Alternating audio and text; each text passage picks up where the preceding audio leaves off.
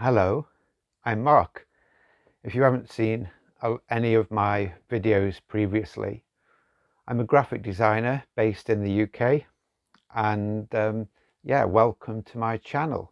I wanted to talk today about how anxiety stopped a lot of my creative and art career, and hopefully that kind of brings a little bit of help or suggestion or maybe even advice. But yeah, looking back on it now, um, for me, that fear and anxiety developed in my teens and definitely worsened in my 20s. Now, for me personally, all of this came from and through early childhood trauma. So very briefly, my father was a very abusive person, and myself and my mother, we had to leave the family life and situation. Basically, we had to do a runner. We packed as many things as we could uh, into a van, and we physically moved without telling anyone where we'd gone, and we stayed in a safe house because it come to that point where either myself or my mum would probably not be here today if we hadn't. And yeah, so a lot of that fear and anxiety comes from my very early childhood, which didn't then kind of spring up until my sort of teens and 20s. And I didn't really know why or what it was at the time. Um, but over the years, I've kind of researched and kind of explored deeper into that kind of meaning in situation, and basically self-healed myself. um and yeah, going back to the beginning, I kind of noticed and I didn't really know what anxiety was back then, or how it was described, or what I was actually feeling. I just knew that I was noticing when I was arranging to go out with friends, and we may arrange to kind of like meet in a bar or a pub or a club. I could physically get to right outside of that venue, and then have that overall overwhelming experience of not being able to go in, and I'd just kind of travel back home. And that was very disappointing, obviously, for friends after we'd arranged to kind of meet. And it kind of grew from there. I started to dislike attending large gatherings. So whether that was kind of like concerts, festivals, anything that I felt really uncomfortable in, I just couldn't physically attend. Um, and then it kind of progressed into my into my art college years and university years of public speaking. I just had no confidence in speaking to a large group, a large audience. I will say it went from a very awkward, difficult time and anxiousness of fear of not being able to speak to a small group of my friends and colleagues, peers at art college, maybe 15, 20 people, to progressing to speaking to a large venue of 500 people, whether that was me when I was kind of like lecturing at university or at kind of professional design conferences. But that didn't come easy, and it didn't come through without kind of practicing. Um, it got to a point when I was at university that I can remember it was my end of year art and design degree show, which all kind of artists and creatives kind of have at the end of their degree to showcase their work and what they have done, and be very proud and happy about all of that and what they have done. And I can remember arranging to meet some friends there, And we got there, and I just said to my friends, I just can't physically do this. Shall we go to the pub? And my friends were very much happier, I think, going to the pub and having a very much more enjoyable time in the pub than going to my degree show, which I'm kind of happy in a way, because that was a very natural, supportive experience of my friends to do that. None of us, we never forced each other or anyone to do anything that we didn't want to. So that was a very good kind of experience. The downside, I didn't attend my graduation. I'm not really kind of uh, unhappy about attending my graduation. It was all pretty much that kind of for show and that kind of like pompousness. It wasn't really sort of me. I think my mum was more upset that she couldn't attend and celebrate my kind of degree. And yeah, I was a little bit unhappy, I suppose, that I didn't kind of go through that for my mum. But hey ho, that's what happened. I didn't do it. And so, yeah, it then kind of progressed on as I started to work kind of freelance, in kind of gaining exhibitions and then pulling out. And so, yeah, that's not a good sort of situation to be in, because you want to do something and yet the other part of you just says, no, you can't do this. You haven't got the confidence. You're overwhelmed with that fear. I think today's modern sort of age, they probably call it imposter syndrome, which stops you from doing a lot of things. Again, back then, I just felt like that I was a complete failure, and not a very good or healthy aspect and outlook of myself and how I perceived or kind of judged myself. So all of that built up to having real horrible kind of negatives for my career and outlook, to progress, really.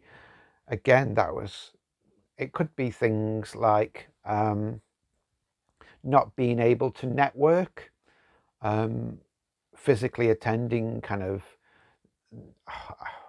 I think a lot of people don't like some of the business networking events that you have, especially in the early 2000s. There was a lot of, I feel, fakeness that went on, and a lot of underhandedness that went on just to gain jobs and secure kind of projects. I don't think that was healthy at all. In a way, looking back now, I'm kind of happy that I kind of tried to stay clear from that. But it does stop a little bit of your progression, because there was at a point where the networking events face to face were a very much crucial thing to do. But I kind of survived that, I suppose, and didn't really progress in that direction. So yeah, I didn't sort of continue with that. So, but what I found is that the fear and the anxiety also had a knock-on effect of commitment. So not being able to fully commit to a project.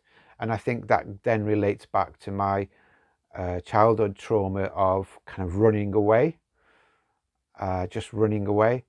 And that's a horrible thing to do to people who aren't aware of that and why you're doing that. And I know from personal experience, some people, again, have possibly called me sly or sneaky or underhanded. And that really cuts to the bone and really hurts, because I'm very much opposite to that. And I was only probably doing that for self-preservation and to help myself in whatever situation that was in, and also being quite inclusive, an introvert person.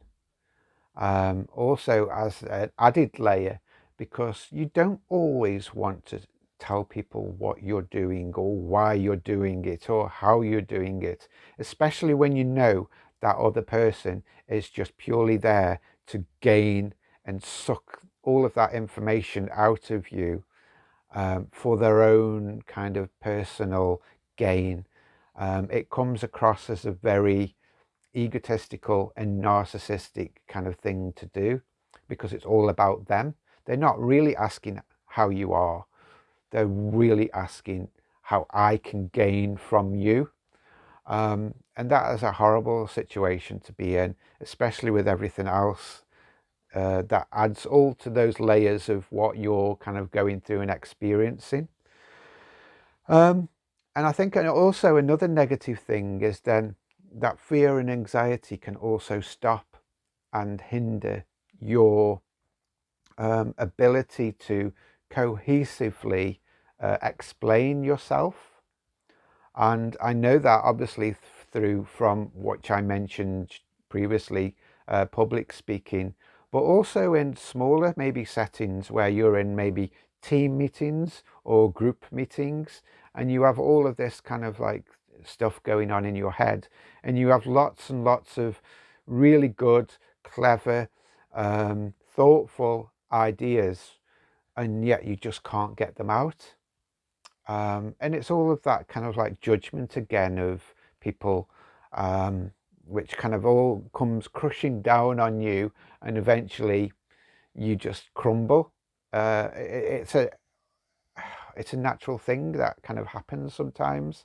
Um, and then ultimately through all of that and from all of that, you then don't start to perceive or represent yourself as a professional.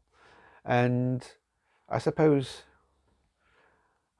yeah, different kind of industries and different kind of professions will have different kind of outlooks of what is a professional and what is a profession kind of take.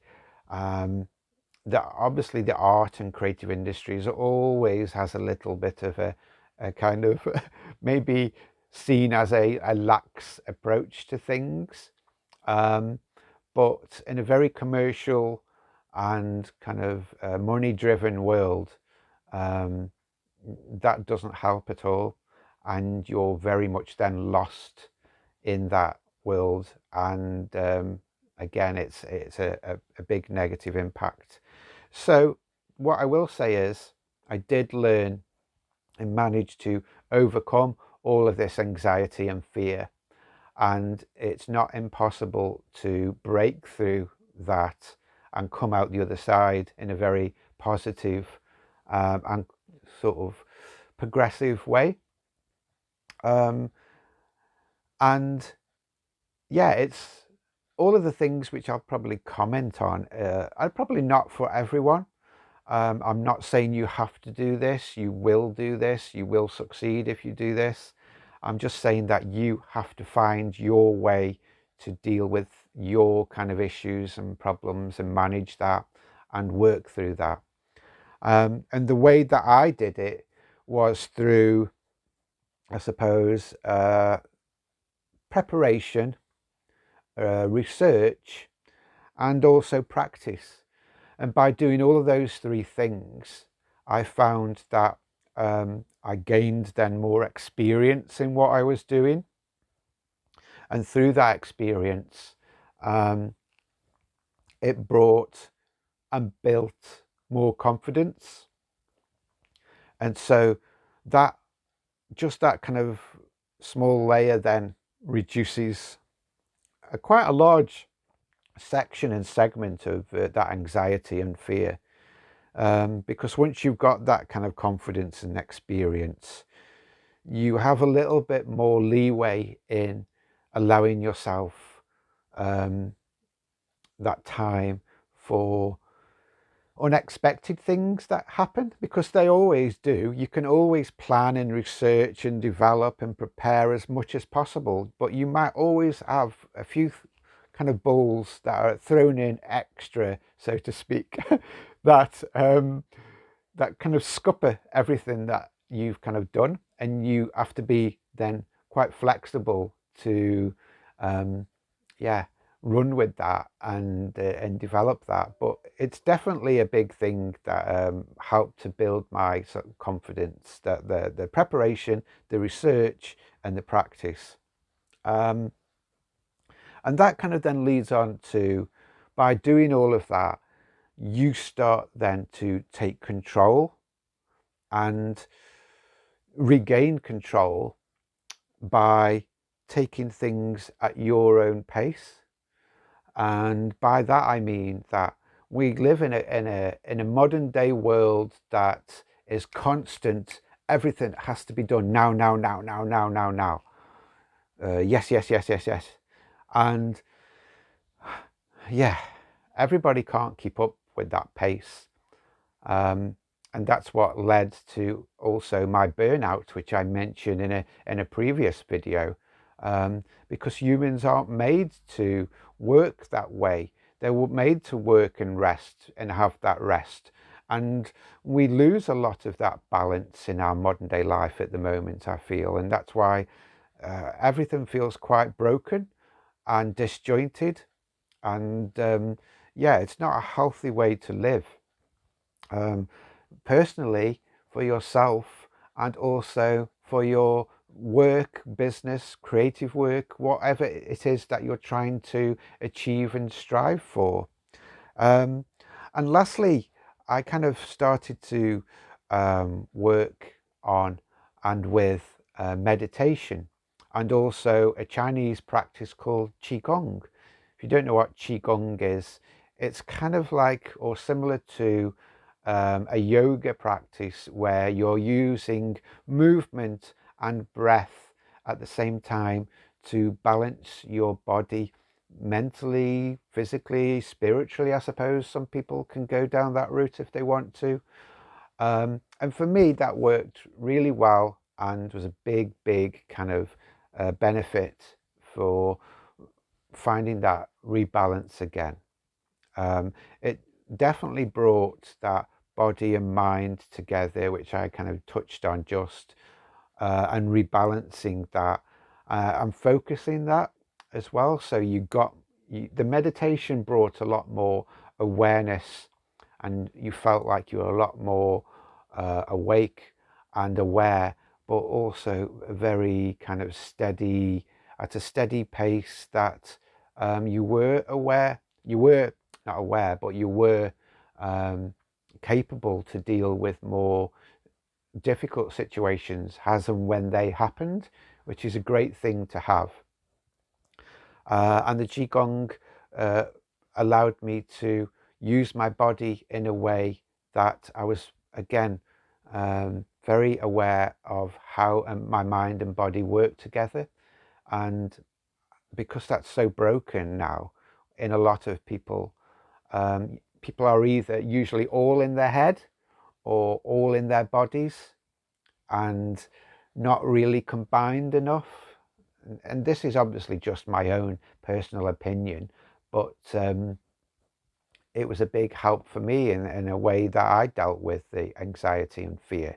Don't get me wrong, I still get that anxiety and fear, but not to a debilitating degree.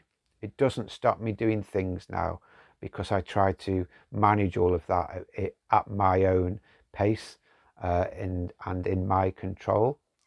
So yeah, I just wanted to say all of that, because if people are currently experiencing that now, going through that situation, feeling that situation, um, maybe hopefully people that see this can maybe add their comments and hints and tips how they deal with their kind of fears and anxieties and stresses below. Um, and you're always more than welcome to reach out to myself too. And if I can't help, then I'll definitely signpost you to more professional people and organizations that can help as well, because you're not alone, and we're not all struggling this on our own, even though it very feels It feels much like that we are sometimes. And that's all I wanted to say on this topic for now. There's lots of stuff in there. I hope I haven't rambled too much. And I just wanted to say, take really good care of yourself, folks. And I'll see you soon. Bye for now.